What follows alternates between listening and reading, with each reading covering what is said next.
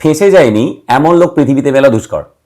প্রত্যেকেই জীবনের কোনো না কোনো প্রান্তে অবশ্যই ফেঁসেছেন, তা সে টাকা ধার দিয়ে হোক বা কাউকে বিশ্বাস করেই হোক। বাংলায় আমরা খুব সহজে বলতে পারি, ভাই ফেঁসে গেছি। ইংরেজিতে ফেঁসে যাওয়া কিন্তু অনেক রকমভাবে বলা যায়।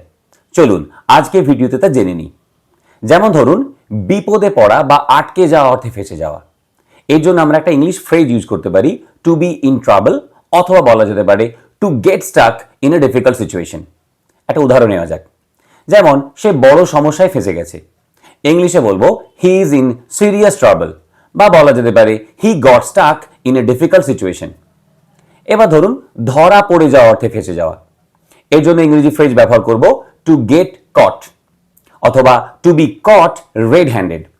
যেমন ধরুন, চোরটা ফেঁসে গেছে, দ্য থিপ গট কট, অথবা বলতে পারি the thief was caught red handed. আবার ধরুন, নিজের ভুলে বিপদে পড়া অর্থে ফেঁসে যাওয়া। এরকম অনেক সিচুয়েশন ঘটে যখন আমরা নিজেরা ভুল করি এবং ফেঁসে যাই।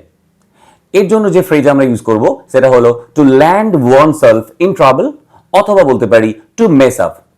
যেমন, ভুল সিদ্ধান্ত নিয়ে সে ফেঁসে গেছে।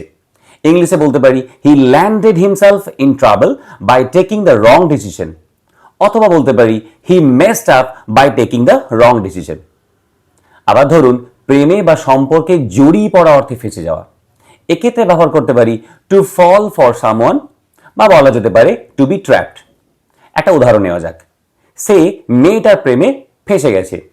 ইংলিশে বলবো he has fallen for that girl, অথবা বলতে পারি he is trapped in love with that girl.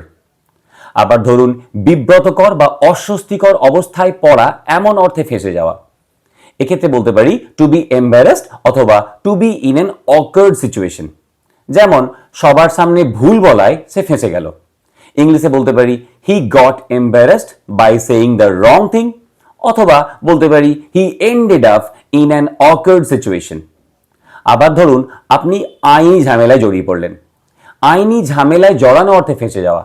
সেক্ষেত্রে বলতে পারি to get into legal trouble, অথবা বলা যেতে পারে to be involved in a legal mess. যেমন ধরুন, সে এখন বড় আইনি সমস্যায় ফেঁসে গেছে।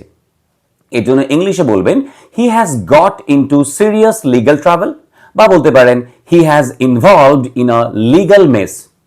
এভাবে সহজে ইংরেজি শিখতে হলে ফলো করুন। কথা দিচ্ছি, ফাঁসবেন না। ভালো থাকুন, আবার দেখা হবে অন্য কোনো ভিডিওয়।